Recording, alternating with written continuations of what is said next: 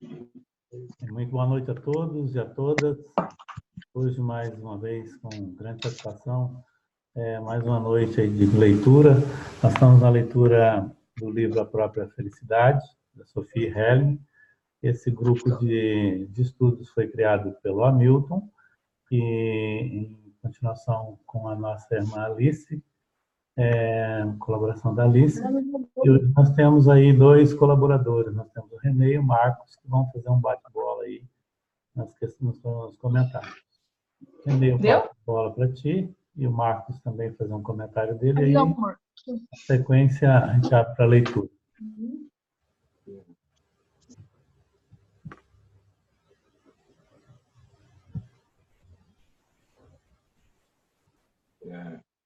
Só um pouquinho, Geraldo, eu não estou conseguindo escutar aqui. Desculpa.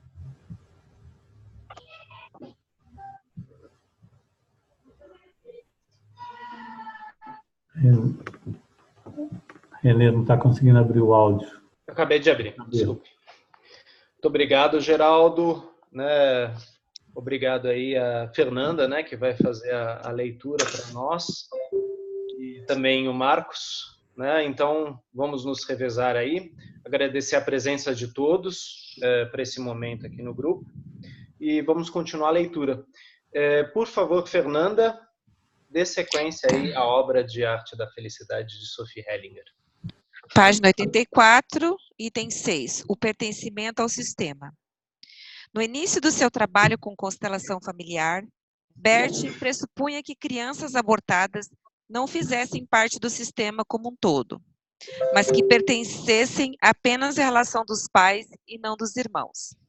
Por isso, acreditava-se que não se deveria contar nada sobre um aborto aos outros filhos. O aborto era considerado um segredo de foro íntimo da relação de casal aos pais, e que não dizia respeito aos outros filhos. Isso é um equívoco. Com a evolução da constelação familiar, que culminou na constelação familiar original da Hellinger, eu percebi que todos os filhos, mesmo os abortados, voluntário ou espontaneamente, e mortos, faziam parte do sistema familiar e devem ser contados como irmãos plenos. Os filhos vivos precisam saber da existência de seus irmãos. Caso contrário, a ordem de precedência entre irmãos é infringida e na vida eles não têm força, o que leva a consequências muito graves. Por exemplo, digamos que uma mulher tenha tido 2 abortos no passado e somente depois teve seu primeiro filho. Se este filho não souber destes abortos, ele se colocará em primeiro lugar na ordem de precedência dos irmãos, em vez de ficar no terceiro lugar. Afinal, os pais dizem, nosso primeiro filho. Isso pode levar a várias consequências. A vida toda, o filho se sente terrivelmente pressionado. Ele fere a ordem de precedência no trabalho, na família e na relação. Ele frequentemente se sente responsável por tudo e acredita ter que apresentar um desempenho excepcional. Apesar dos muitos esforços, o sucesso merecido não vem. Na relação, muitas vezes o equilíbrio entre dar e tomar fica comprometido. Como adulto, este filho tenta realizar todos os desejos do parceiro, sem pedir nada em troca. Muitas vezes, inconscientemente, escolhe parceiros que, em decorrência de um transtorno de personalidade narcisista, exigem sempre mais do que estão dispostos a dar e não dão nada em troca. Esse tipo de relacionamento está fadado ao fracasso, porque, com o tempo, aquele que só toma sem nunca dar em troca, acaba se irritando e vai embora. Quando o filho toma conhecimento, já como adulto, da existência de irmãos abortados, ele passa a ocupar o lugar que lhe cabe na ordem de precedência. A pressão acaba, observamos isto com frequência, e a relação do casal também acaba. Como fazemos para contar ao filho que houve uma criança abortada? Colocando mais um lugar à mesa. Por exemplo,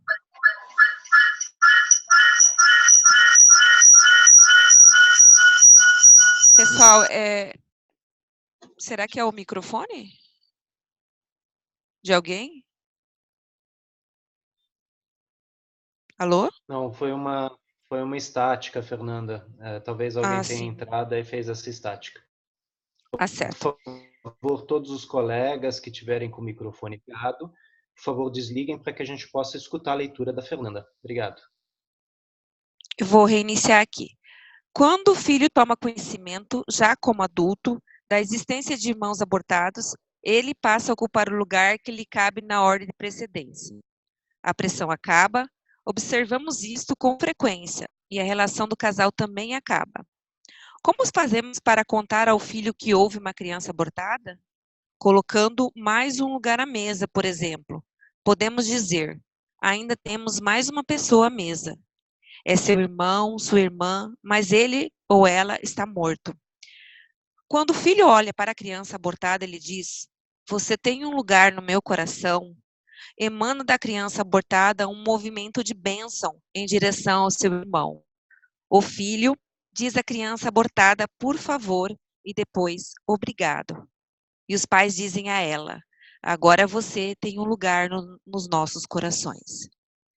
Em raríssimos casos, consegue-se suavizar o ocorrido. As consequências ficam. Bert escreveu uma história meditativa a este respeito. História: O Hóspede. Em algum lugar, longe, bem longe daqui, onde outrora foi o velho oeste, o homem caminha por terras vastas e ermas, com sua mochila às costas. Depois de caminhar por horas, o sol já a pino e com grande sede, o homem avista ao horizonte uma casa de fazenda. Graças a Deus, pensa ele. Finalmente, uma viva alma em meio a tanto isolamento. Vou até lá lhe pedir algo para beber. Talvez possamos nos sentar no terraço e conversar um pouco até que eu retome a minha jornada. Ele fica imaginando como seria bom. No entanto, quando ele se aproxima, ele vê que o fazendeiro está ocupado, cuidando do jardim à frente da casa. Ele começa a ter dúvidas. Provavelmente ele tem muito trabalho, pensa ele. Se eu lhe disser o que quero, eu vou atrapalhar. Ele pode até me achar petulante. Ao passar pelo portãozinho do jardim, ele só acena para o fazendeiro e continua andando. Da sua parte, o fazendeiro já avistou ao longe e ficou feliz. Graças a Deus, pensa ele. Finalmente um ser humano em meio a tanto isolamento. Espero que venha para cá. Podemos beber algo juntos, sentar no terraço e conversar um pouco até que ele retome sua jornada. Ele já se antecipa e entra na casa para providenciar uma bebida refrescante. No entanto, quando ele vê o forasteiro se aproximando, ele também começa a ter dúvidas. Ele certamente está com pressa. Se eu lhe disser o que eu quero, eu vou atrapalhar. Ele pode até achar que estou me impondo. Talvez tenha sede e venha de livre vontade. Acho melhor eu voltar para o jardim à frente da casa e fingir que estou muito ocupado. Lá, ele certamente vai me ver. Se ele realmente quiser me visitar, ele vai dizer alguma coisa. Quando o outro só acena e continua andando, ele pensa alto: que pena. O forasteiro continua sua caminhada. O sol está cada vez mais quente e a sua sede maior. Passam-se horas até que aviste outra casa de fazenda. Ele pensa consigo: desta vez eu vou até o fazendeiro. Não importa se eu o atrapalho ou não. Estou com tanta sede, preciso beber alguma coisa. O fazendeiro também já o avista ao longe e pensa: espero que ele não venha para cá. Era só o que me faltava. Eu tenho tantas coisas para fazer, não tenho tempo para ficar cuidando dos outros. E continua seu trabalho sem levantar os olhos. O forasteiro o vê no campo, se aproxima e diz: tenho muita sede. Por favor, me dê algo para beber. O fazendeiro pensa: não posso mandá-lo embora, afinal sou humano. Ele o leva até sua casa e lhe serve alguma coisa para beber. O forasteiro diz: vi seu jardim. Note-se que quem cuida sabe o que está fazendo. Ama as plantas e sabe do que elas precisam. O fazendeiro diz: e eu vejo que você também entende do assunto. Ele se senta e os dois conversam por um longo tempo. O forasteiro finalmente levanta e diz: já está na hora de eu ir embora. O fazendeiro se opõe. O sol já está se pondo. Pernoite aqui, podemos nos sentar no terraço e conversar, e amanhã você retoma sua jornada. O forasteiro concorda. Ao anoitecer, eles sentam no terraço. As terras, a perder de vista, parecem transfiguradas com a luz do lusco-fusco. Quando escurece, o forasteiro começa a contar como o mundo havia mudado para ele, desde que tomou consciência de que era acompanhado por alguém em cada passo que dava. No começo, ele não acreditou que sempre alguém estivesse ao seu lado, que quando ele parava, o outro parava também, e que quando ele partia novamente, o outro também se levantava. Ele precisou de tempo para entender que era este seu companheiro de jornada. Meu companheiro constante, diz ele, é a morte. Eu me acostumei tanto a ela que não quero mais me separar dela. Ela é minha melhor e mais leal amiga. Quando eu estou em dúvidas a respeito do que é certo e como devo continuar, eu fico um pouco em silêncio e peço a ela que me responda. Eu me exponho a ela completamente. Eu sei que ela está lá e eu estou aqui. E se me prender a desejos, eu aguardo que dela venha uma orientação. Quando eu estou concentrado, lhe mostro minha coragem. Depois de um tempo, dela me vem uma palavra, como um raio iluminando o que antes era escuridão. E eu tenho clareza. O fazendeiro estranha o tenor da conversa e fica olhando em silêncio para a escuridão da noite. Ele, por fim, também vê que quem o acompanha, a morte, ele se curva diante dela. A ela parece que o que restava de sua vida havia se transformado. Preciosa como o amor que conhece a despedida e como o amor que transborda.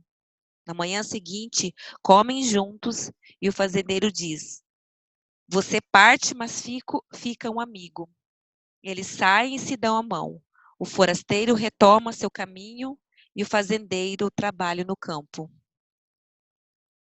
Pode dar uma pausa, Fernanda, por favor.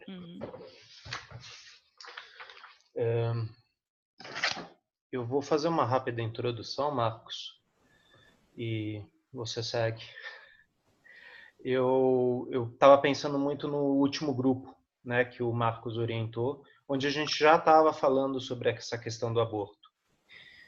É muito comum isso aparecer na constelação, seja nos trabalhos de grupo ou nos trabalhos individuais. Sendo que, como a Sophie muito bem pontua aqui, isso tem uma força muito grande sobre o corpo do feminino. E faz muito sentido quando a gente lembra daquela imagem de que quando nós éramos pequenos, um óvulo dentro de nossa mãe, e nossa mãe estava na barriga de nossa avó. Nós já estávamos lá. E a doutora Eleanor Luzes, no vídeo A Ciência do Início da Vida, ela fala muito disso, né, de como tudo está registrado nesse corpo feminino. Os vivos e os mortos. Tudo que aconteceu lá, tudo está registrado. E todas as crianças que passam por este caminho, passam por essa história. E elas sabem de tudo que aconteceu lá, num nível celular. Quer dizer, todas aquelas informações estão lá. E é muito interessante quando colocamos isso, os que vieram e os que não puderam vir, os espontâneos, os abortos espontâneos e os provocados, a mãe imediatamente tem uma lembrança.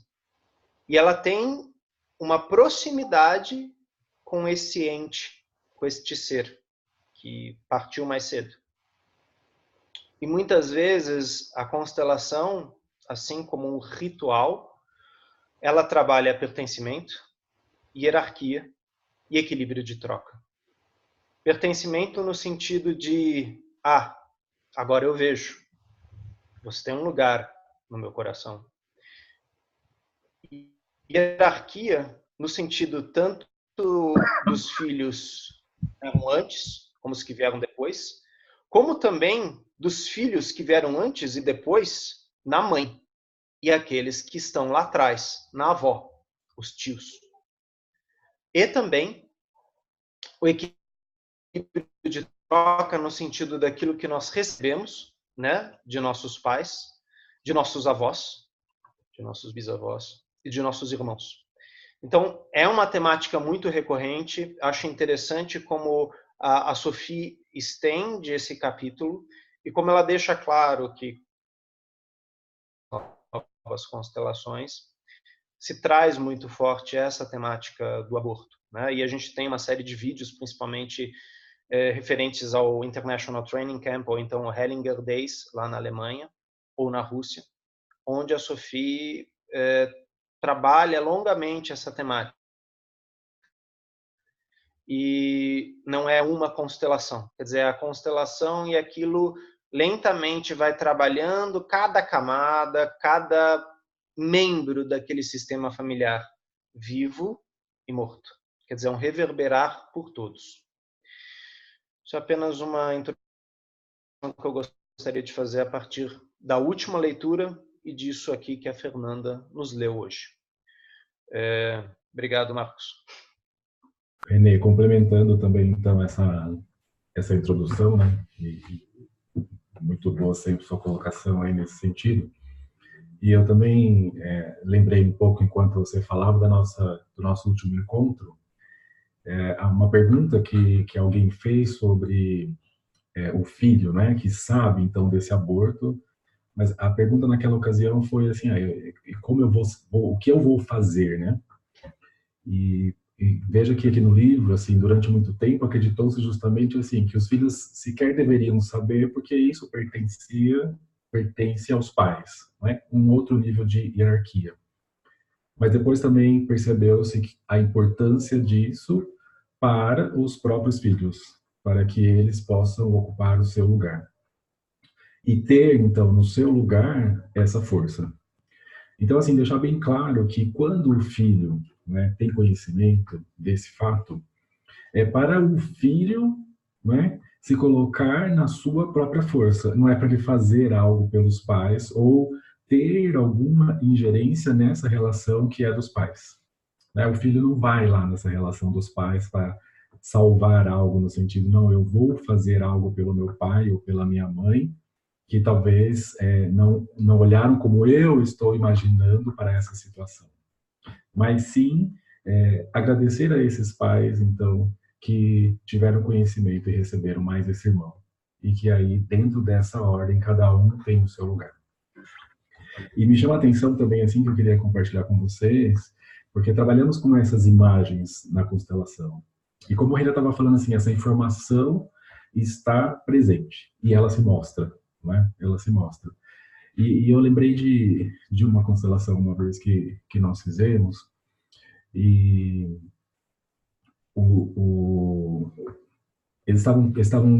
os irmãos estavam presentes, né? E um deles foi fazer a constelação, assim. E de repente, dentro dessa hierarquia dos irmãos, veio um representante e se colocou nessa posição como irmão também. E eu não sei se aquele que estava constelando sabia que ele tinha um irmão que foi abortado. E essa informação veio naturalmente. E quando ele se deu conta disso, o quanto se emocionou, né? O quanto ele pôde, enfim, olhar para aquele irmão que ainda não tinha chegado. Porque até então ele estava olhando para a morte naquele irmão, querendo seguir aquele irmão. E quando vem a constelação, e ficou claro isso, que existia um filho antes, e depois as irmãs deles, elas confirmaram, elas sabiam, né, disso daí, esse irmão pode, enfim, então também assim, se libertar desse emaranhamento, não é? Porque aí ele vive essa experiência e ele também se separa, então, de certo modo, desse outro, para não precisar viver aquele destino que é do outro.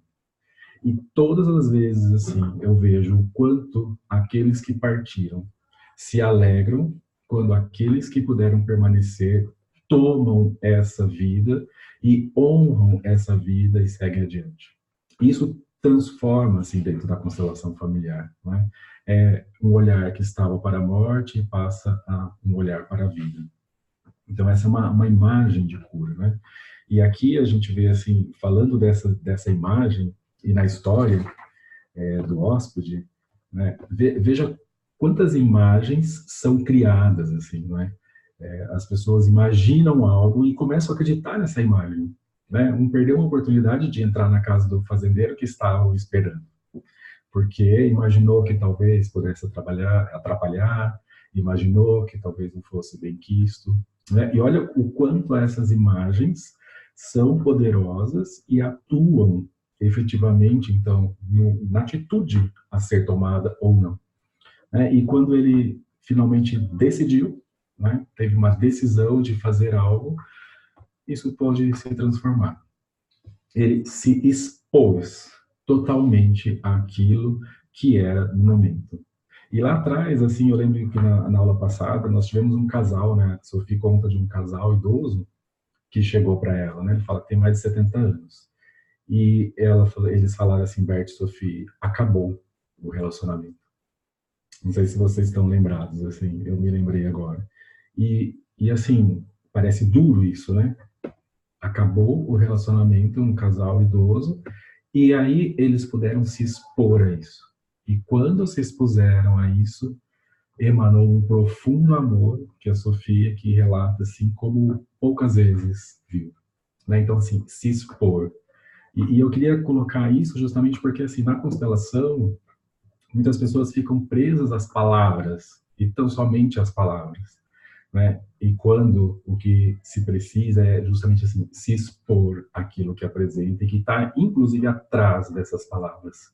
Não é a palavra em si, né? Muitas vezes nos cursos, assim, as pessoas querem, eu preciso copiar isso, essa frase, né? Porque eu posso repeti-la, assim. Mas não é a frase em si, né? Parece muito duro chegar para um casal que está juntos há tantos anos e falar, o relacionamento acabou. E olha, quando se expõe a isso, quanto amor ainda vem, brota e permanece e segue através dessas palavras. Então, eu queria só chamar a atenção, né, para ter esse cuidado mesmo, assim, dentro da constelação familiar, quando nos deparamos com essas frases, com as palavras, com as imagens, o quanto elas tocam de maneira profunda e ampla dentro da nossa alma.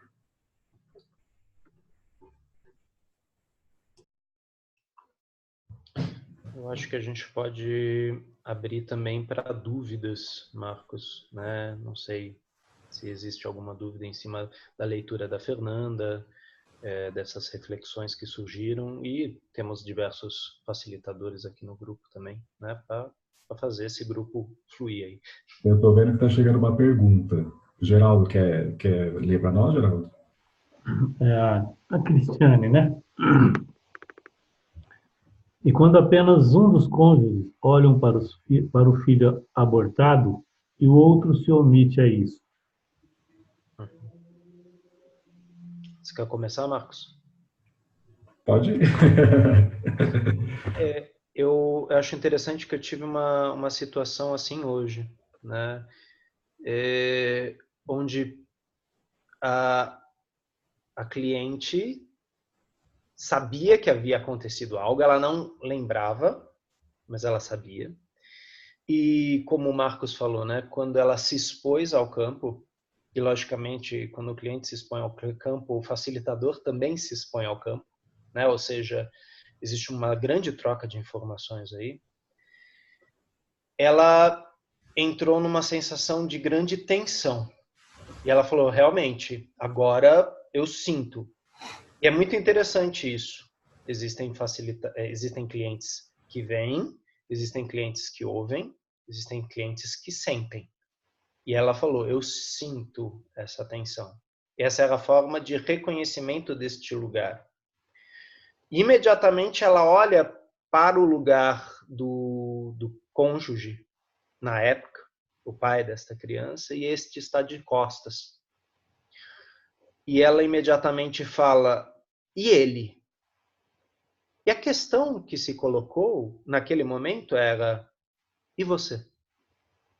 Né? Quer dizer, isso está te tocando agora. Este ser te chama agora. Trabalhe isso com você, né?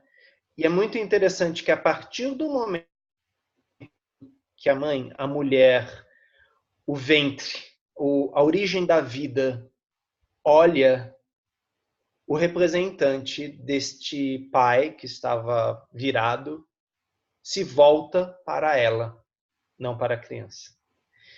Mas isso acontece. Sim. Muitas vezes o outro não sabe o que aconteceu. Ou ele sabe e muitas vezes falou: eu não quero essa criança, tire essa criança. E a Sofia ela é bem clara nesse livro.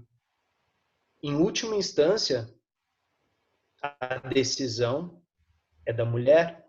Então, por mais que houvesse uma pressão, ela que decidiu. Mas muitas vezes fica um grande conflito aí. E quem não é olhado? A criança. Quem não tem um lugar reconhecido? A criança. Novamente a gente fala aqui, a partir do momento que algo novo surge no campo e que essa camada pode ser vista, isso vai reverberar em todos, inclusive naqueles que aparentemente não olham. A criança ela, muitas vezes não sabe o que aconteceu. E a gente está falando aqui de um natimorto. A gente está falando aqui de um ser muito pequeno. Ele está presente no corpo da mãe, mas ele não sabe o que aconteceu. E ele muitas vezes precisa que isso seja traduzido. Logicamente, aí entra muito a fala do Marcos. Eu não vou vir com uma frase pronta. Eu vou verificar exatamente o que o campo traz naquele momento, o que o cliente traz naquele momento. E aquela frase vai ser importante para aquela criança, para aquele ser que se presentifica naquele momento, no campo do cliente. Lógico, o facilitador ele não está tirando o coelho da cartola, né? Isso aparece no discurso do cliente, isso aparece no campo, né? E nós trabalhamos com o campo e com o cliente. E como Bert Hellinger fala em vários livros, eu confio plenamente nos meus representantes. Eles mostram tudo.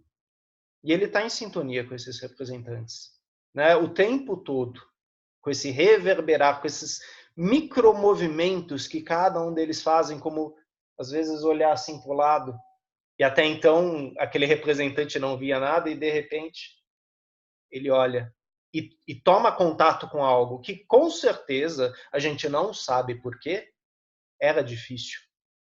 Havia uma razão pela qual ele não olhava. A gente não vai entrar nessas razões. A gente vai trabalhar exatamente com as possibilidades desse campo, com as possibilidades daquele cliente. Então, entrando um pouco na pergunta da colega, da Cristiane, eu vou trabalhar com aquele que está olhando. E aquele que está olhando, dar um lugar, fazer o ritual necessário, o reconhecimento necessário, a diferenciação necessária, tomar o que pode tomar. E isso vai reverberar no campo. Como? Onde? Não sei, mas vai. Essa pergunta da Cristiane também me lembra algo assim, olha, tomar a própria responsabilidade. Porque, senão, Cristiane, quando fica assim, mas eu olho, ele não olha, eu olho, ele não olha. Então, é isso que o René estava falando, assim. Aí começa um jogo, não é? De que a culpa está com quem? A culpa é de quem? Ou quem tem mais culpa? Porque eu já fiz algo e o outro não fez. Primeira coisa, perde-se do olhar a criança, como o René falou, não é? E começa esse jogo entre o próprio casal. E é exatamente assim como o René estava falando, que quando um dos cônjuges, no caso, né, o homem ou da mulher, assim, olha, toma para si a sua responsabilidade, isso chega, de certo modo, no outro também. Ontem eu estava a gente fez um workshop, e era a questão de filhos adotivos. Só para um pouco, assim, também, o homem ele, assim, o que veio? Ele não sabia desse filho. E ele expressava uma dor muito grande, assim. E não tinha sequer conhecimento. Ou poderia não ter esse conhecimento. Mas essa informação estava presente. Essa informação o tocava na alma. Então, muitas vezes também, assim, um dos parceiros, no caso, aí sempre é o homem, porque a mulher está carregando o filho, assim, pode até não saber disso daí, mas essa informação está presente. E quando um deles toma para si aquilo que lhe pertence, é como se estivesse falando assim, olha, eu tomo o que é meu. E deixo para você também aquilo que te pertence.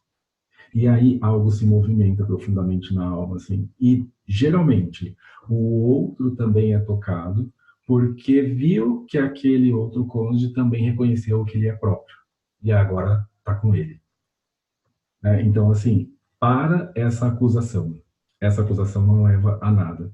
Essa acusação só tira o foco da própria criança e fica uma disputa para ver quem é o culpado ou o mais culpado da situação. Eu nem havia pensado sobre esse lado, sabe, Marcos? Seria uma complementação esse questionamento, meu, que me veio assim. Geralmente, evidentemente, o corpo feminino é o mais afetado, porque ela tem o poder de decisão, essa questão toda. Mas se, por algum motivo, o cônjuge, né, o parceiro dessa mulher, não toca no assunto, nem nada, por questões dele, deve ser respeitado, mas eu fico pensando nos outros filhos. Como contar para os outros filhos sem essa anuência do parceiro? Sendo que nem o próprio parceiro tem condições de discutir sobre, entendeu? Nem olhar sobre. Mas para dar essa colocação de lugares, né?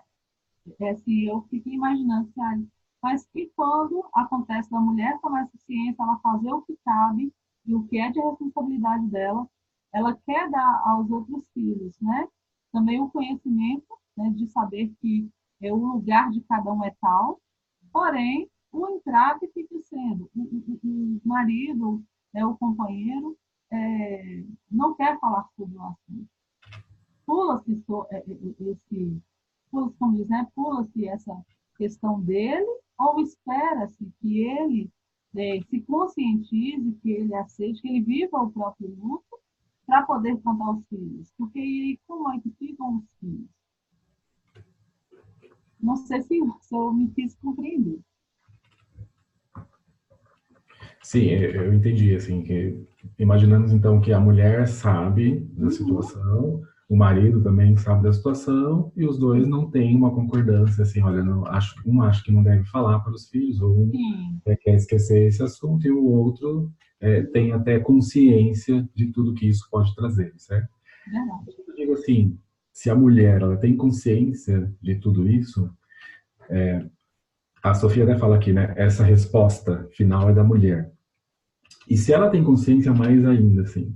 E por que isso? Assim, eu sempre digo, não escondemos, como pais, nada dos filhos na alma. Então, assim, isso tem um efeito. Isso tem um efeito. Esconder não vai resolver nada. Vai simplesmente atrair mais ainda esses filhos, né, para esse olhar do aborto, da morte, seguir esse irmão, assim. Então, ter essa consciência, e aí a gente vê que precisa de uma decisão. De quem? Dele ou dela? Desculpa, não entendi. De quem seria a decisão? Sim, é exigente. É exigente. Uhum.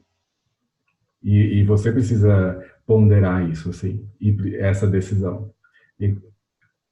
Eu vou tentar esconder e sei que isso não vai ajudar, ou eu vou me expor, como a gente estava vendo aqui, me expor a essa realidade da maneira como que ela se apresentou para nós.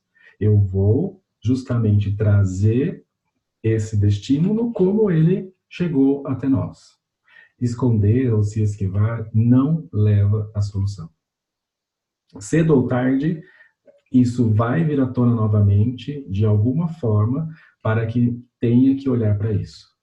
É preciso olhar para isso com amor.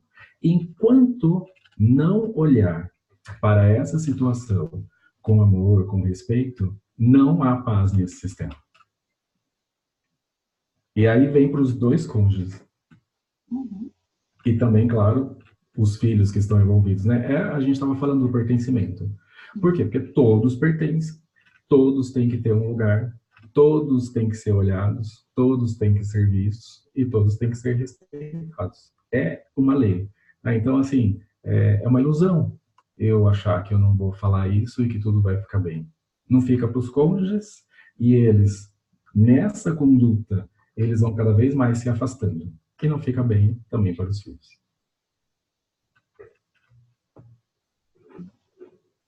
Renê, se você quiser Nesse complementar. sentido, Marcos, sim. Nesse sentido, Marcos, me vem muito a lembrança daquela frase do Hellinger, né, de nossa mãe recebemos a vida, de nosso pai o mundo, né? Como a mãe, ela está voltada muito para o interno, até porque é de dentro da mãe, de dentro do corpo da mãe que nós vivemos, e o pai caminha para fora.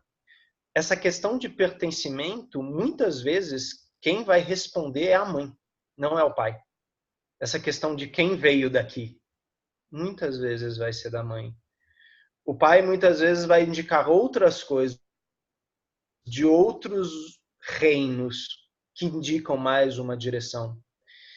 E Carl Gustav Jung, na psicologia analítica, ele também entra um pouco nessa explicação, né?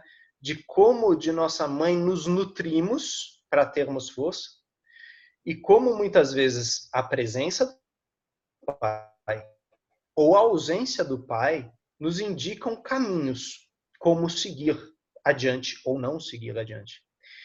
Então, nessa questão, né, como o Marcos falou, né, a gente não esconde nada dos nossos filhos na alma, a mãe não esconde nada. E muitas vezes a criança pergunta, ela fala, e aí, eu sou filho único? Você nunca vai me dar um irmão? E muitas vezes a mãe sabe que já há um irmão, na verdade aquela criança é um caçula, né? Houveram outros antes. E como a Sophie dá um exemplo aqui muito interessante dos lugares à mesa, né? De você de repente colocar outros lugares e falar, ó, realmente tem mais membros aqui. E até então eu não falava, mas tem mais pessoas. Ou talvez num desenho infantil, isso é muito comum no consultório de psicologia, da criança desenhar mais pessoas na família nuclear dela do que existem.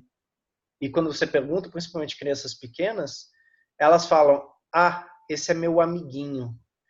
E muitas vezes esse amiguinho ele é uma indicação de algo que essa criança sente nesse campo. Lógico, vai ter que ser verificado, né? Vai ter que ser verificado qual a relevância, qual o simbólico isso tem para a criança.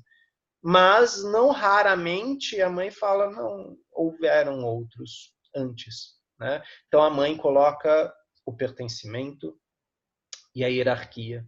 E a partir do momento que para a mãe é claro esse pertencimento, essa hierarquia, você percebe que o equilíbrio de troca é outro. Porque muitas vezes essa criança não reconhecida, ela gruda naquela que veio depois, né? E muitas vezes o que acontece na constelação é que essa criança não reconhecida não sabe que ela não veio. Então, novamente, a constelação, tal qual um ritual de externalização, deixa os lugares claros. E isso alivia e permite que a energia ou as relações, a troca dessas relações flua entre os membros. E antes estava denso, ou, melhor dizendo, emaranhado. Um filho emaranhado no outro, né? E lógico, ele não sabia. Ele sabia na alma, ele sabia no corpo, mas ele não sabia aqui e muitas vezes não sabia no coração, porque não tinha esse lugar claro. Né? Cristiane, obrigado pela sua questão. Não sei se esse debate ajudou no que você colocou e se a gente chegou perto da sua pergunta. Acho que tem outra questão aí para a gente também, né, Marcos? Sim. A Fernanda, abre seu microfone. Oi. Então, a minha questão que eu perguntei ali era na página 87, quando ele fala de que a morte está muito próxima a mim e me acompanha. Eu já vi muito pouco, os ensinamentos do Bert sobre a questão da morte. E essa questão da morte, às vezes a gente não aceita muito, né? Não é assim como ela como uma amiga, ou como se ela estivesse tão próxima de nós. Então, gostaria de que me falasse um pouquinho que o Bert traz esse ensinamento da morte. Porque, na verdade, ela está bem coladinha aqui, né? E a gente acha que a gente não quer que ela fique muito amiguinha nossa, não.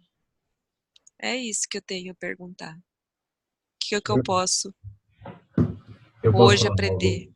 Eu posso falar algo assim, bem simples, bem direto, assim.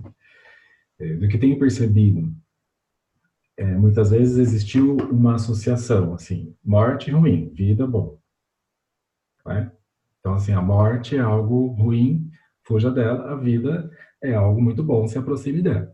Tanto que quando você coloca, assim, representantes para vida e morte, o participante quer, por exemplo, olhar para a vida ou ir para a vida, ainda que esse não seja o movimento. Então, assim, para mim, isso vem muito dessa associação. E quando nós vemos numa constelação em que deixa de lado esse julgamento moral, vida e morte servem igualmente a algo maior. Vida e morte têm um serviço. E aí eu tiro esse mal da morte e o bom da vida e vejo o movimento que isso me leva. E tantas vezes. A morte está nos levando para a vida plena. Assim como a doença está nos levando para a saúde plena. Então, assim, é deixar de lado esses conceitos, essas imagens, e novamente se expor. Aqui o Bert se expõe à morte. E o que ele sente, então, assim, ele coloca isso, né, de se expor à morte. Que vem uma grande mensagem. A morte como uma boa companheira. A morte como aquela que conduz ao centro, que conduz à pureza do ser. E que, de certo modo, encaminha também, então, para a vida, para o próximo passo, adiante. Então, muitas e muitas vezes, assim, o que eu vi dentro da constelação familiar, a morte nos leva à vida. Só que não é essa morte, assim, que, eu vou morrer, vai acabar tudo e terminou para mim. Não é essa morte. É expor a tudo que a morte pode oferecer. E aí você começa a sentir o que isso brota dentro do seu corpo, porque o seu corpo reage a isso, né? Então, alguém até escreveu assim, olhar além da morte. É isso mesmo. É o que a morte traz e nos leva além. Eu acabei falando da doença, porque também existe isso, né? Deixa eu me desfazer logo disso, sair logo disso, eu não quero isso. E a doença também chega como uma grande mensagem para o sistema, né? Como esse mensageiro que leva à cura, talvez não só individual, mas do sistema todo. Então, assim, existe uma grande mensagem que vem através dessa exposição à morte, dessa exposição à doença, como algo grandioso para todo o sistema. René, pode continuar. Basta estar vivo para que venha a morte, e basta morrer que segue a vida, né? Seguem os ciclos, e vida e morte são faces diferentes da mesma moeda. O Jó Eveza, fazendo uma ponte com isso que o Marcos acabou de falar, ele fala que muitas vezes quando a gente tem uma dor, uma doença, mas a dor fica mais claro, a gente, assim como vida e morte, a gente faz um julgamento, né? Bem e mal, né? Isso é bom, isso é mal. E quando a gente tem uma dor, a gente fala, eu não quero isso, eu quero me livrar disso, isso é feio, isso é ruim, isso é chato, isso não me deixa trabalhar. E o Jó Eveza fala exatamente o contrário. Sinta a dor, respira profundamente e olha para ela. E fala, aqui há dor, aqui há a doença. E deixa que algo chegue à sua consciência. O João Weser, nesse simples exercício, ele está falando da questão do pensamento sistêmico. Porque na hora que eu coloco você é bom, você é mal, eu estou criando partidos, eu estou criando pedacinhos e estou separando eles. A visão sistêmica, ela sai do micro e vai para o macro. Existe algo maior acontecendo aqui. E esse maior que está acontecendo, apesar de ser no meu corpo, talvez não seja pessoal contra mim, mas algo que em mim precisa curar para o meu sistema inteiro. Então eu sou tomado a serviço pelo meu sistema. E se eu vivenciar isso no meu corpo, eu faço algo pelo meu sistema.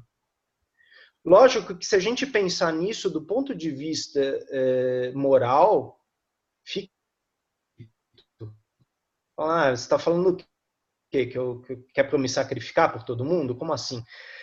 E nós estamos nesses lugares, muitas vezes, sim, de sacrifício. E quando reconhecemos esses lugares, muitas vezes essa autorresponsabilização, essa responsabilidade, nos permite atuarmos no sistema conscientemente, reconhecendo, diferenciando, agradecendo. E nesse sentido, eu lembro de uma aula onde meu professor, o Peter Spelter, ele conta sobre uma pintura de Alexander Dürer, um alemão. E essa pintura chama Das Tod als Freund, a morte como amiga. E fala de um tocador de sino. E ele sempre tocava o sino quando dava a hora cheia. E num determinado dia, ele está lá e aparece na frente dele uma figura. E ele sabe quem é essa figura. E ele olha assim para ela e fala, meu Deus, mas quem vai tocar o sino? E a pintura é exatamente isso. É o tocador de sino na cadeira, com a cabeça caída, e a morte tocando o sino. A vida segue. Ela não para. A morte como companheira próxima, ela nos traz respostas. Agora, se excluímos a morte como fato que não vai acontecer, no brasileiro a gente fala, né? A gente dá um tiro no pé. Não é uma boa coisa a se fazer. Mas é uma boa colocação essa questão da morte como companheira, principalmente para facilitadores, porque a gente vai entrar nesse campo. O Hellinger deixa bem claro, isso não é uma brincadeira, é vida ou morte. Todas as constelações são vida ou morte. Do cliente, do facilitador. Porque estão todos interconectados, interdependentes num campo maior. Então, por isso que é tão bonito esse conto.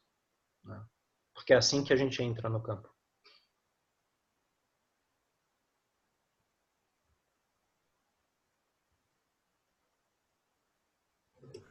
E nenhuma pergunta no momento. Ok. Eu acho que é melhor, talvez, a gente finalizar, né, Marcos? Porque se a gente começar um outro capítulo agora... Já deu horário hoje, passou muito rápido, então. Pelo menos para mim. Sim. Entrando ainda um pouco nessa questão de vida e morte, né, novamente, é uma referência que eu trago porque eu uso bastante essa referência. O Freud, Sigmund Freud, ele usa muito o termo de pulsão de vida e pulsão de morte. E ele deixa bem claro que nesse exato momento que eu estou conversando com vocês, meu corpo está produzindo células e células estão morrendo. Ou seja, vida e morte estão acontecendo exatamente aqui agora. O que eu brinco com os adolescentes é que exatamente quando você é jovem, você é meio que nem o Wolverine, né? Você faz mais células vivas do que morrem células. Aí, conforme você vai ficando mais velho, morrem mais células do que células ficam vivas. Então, existe um processo de degradação. Né? A sorte é que, logicamente, a gente vai ficando mais sábio. Né? Quer dizer, o percurso vai se tornando mais sábios. Mas vida e morte, o tempo todo, em todos os seres, está presente desde o momento que somos um ser monocelular. Desde a primeira meiose, a gente começa a produzir vida e refúgio, morte. Quer dizer, na biologia isso está muito claro. Então, na hora que eu reconheço a presença da morte perto de mim, eu reconheço a vida que habita o meu corpo. Essa é a metáfora. Pelo menos é assim que eu leio essa metáfora, né? E isso me traz muita força. Traz as duas polaridades, vida e morte, dor e alegria, claro e escuro, né? E a integração, como Jung falava, né, das várias polaridades que habitam em mim o tempo todo, né? E novamente, quando eu entro no campo junto com o cliente, não apenas meu cliente vai ficar dividido, vai entrar em choque com algumas coisas, isso também vai me tocar.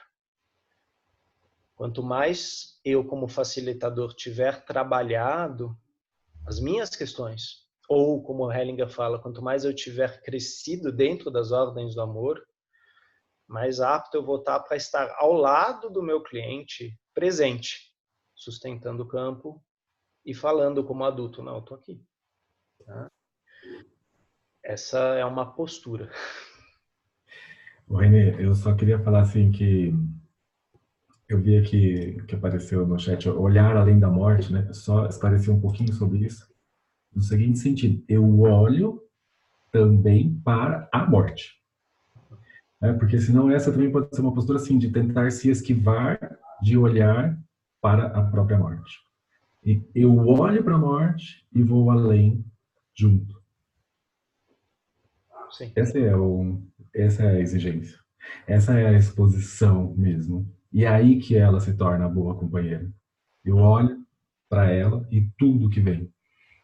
Eu me lembrei, assim, rapidamente, a Sofia uma vez fez um comentário falando justamente que, às vezes, na constelação, existem, né, esses destinos difíceis, essas situações, e muitos facilitadores querem, de certo modo, entre aspas, consertar algo. Por exemplo, assim, se fica claramente que a pessoa está perto da morte.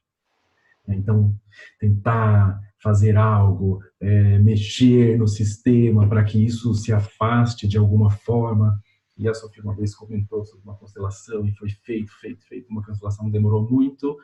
E ao final a pessoa que tinha uma doença ficou mais longe da morte. E morreu rapidamente, pouco tempo depois. Mas como? Depois, em uma outra constelação, e ela estava conduzindo, a pessoa ficou, que já estava doente, e ela ficou bem próxima à morte. Ela ficou junto com a morte. E ali algo entrou em sintonia e em movimento, e essa pessoa viveu durante muito tempo, expondo-se totalmente à morte, sem aquele medo dessa morte física como estamos acostumados a ver. Então, veja, a exposição à morte trouxe um movimento dentro do próprio sistema. Algo foi visto que precisava ser visto e encontrou alguma ordem. Então, assim, não dá para ter esse medo de olhar para a morte, da forma com que foi colocado aqui. Sim. Assim que, como você também não pode enganar a morte, vilipendiar a morte, né? E eu lembro que o Renato ele falou desse conto no primeiro grupo de estudos aqui. Eu não lembro qual que era o livro, mas ele conta esse conto, é um conto do Bert Hellinger, de um médico, que ele conseguia ver quando os pacientes iam morrer.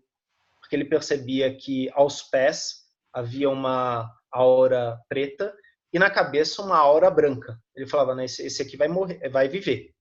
E quando ele via uma aura preta na cabeça da pessoa e uma aura branca no pé, ele falava, esse daqui morre tantos dias. E ele sempre acertava. E um dia, chega na cidade uma moça, muito jovem, muito bonita, doente. Ele entra no quarto e ele vê a aura negra na cabeça dela. E ele, imediatamente, ele é arrebatado pela beleza da moça e ele fica com pena. Ele fala, meu Deus, ela não pode morrer. Ela é muito jovem, ela é muito bonita. E aí o que ele faz? Ele gira a cama dela. E aí a perna dela fica voltada para a hora preta e a cabeça para onde estava branco. No dia seguinte, a cidade está totalmente feliz. A menina sobreviveu. E o médico morreu. Então, isso é um conto bem pontual. Não se brincam com essas forças. Esse é E muito como constelador. o Marcos falou, né? Não é uma pedagogia que a gente está fazendo aqui. A gente não está consertando nada. Muito bom, René. Esse é um conto muito bom para os consteladores, propriamente dito. E também para que todos possam perceber, assim, essa questão, eu não consigo seduzir a morte. Eu me exponho a isso. Tá? Então, às vezes, tem essa imagem, né, de que eu vou tentar fazer algo, ou inclusive ludibriar, seduzir. Não é possível.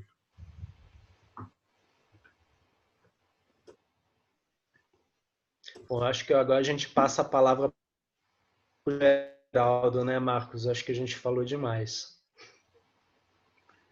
Ok, então gostaria de agradecer a Renê, a Marcos e a todos os participantes, da qual sem a presença de todos esse campo não teria sido maravilhoso, mas essa noite brilhante. Muito obrigado a todos e a todas e até o próximo encontro. Obrigado, gente. Uma ótima noite para todos vocês. Obrigado, Renê. Obrigado, Marcos. Obrigado, Fernanda. Obrigado, Geraldo. Semana que vem continuamos e aí eu estarei aí com vocês. Boa noite a todos. Ok, boa noite.